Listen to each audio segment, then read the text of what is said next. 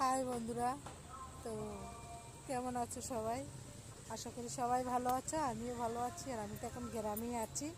তো গ্রামে এসে কি কি করছি তো তোমাদের সাথে ভালোভাবে শেয়ার করা হয় না, আর সময়ই হয় না। আমার শরীরটা বড্ড খারাপ যাচ্ছে। দেখো, আজকে আমি শাক তুলতে এসেছি মাসির সাথে। তো মাসিকে দেখা যাচ্ছে, ওই যে মাসি, দেখো মাসি শাক তুলছে, মানে এখানে জল আছে, জমি। তো আর আমি দাঁড়িয়ে দাঁড়িয়ে দেখছি মাসি কীভাবে শাক তুলছে। আমিও তুলতে পারি, কিন্তু আমি ওই কাদাতে নামছি না, শরীরটা খারাপ বলে।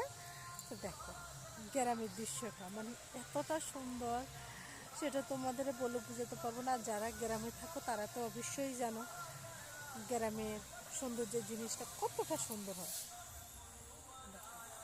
গাছপালা, শাক সবজি, কত না কিছু। আর সুন্দর একটা প্রকৃতির হাওয়াটাই না, এটাই অনেক। দেখো মাসি শাক তুলে এখানে এনে এনে রাখছে, আর আমি পাহারা দিচ্ছি। তো সবাইকে টাটা বলে দেখো।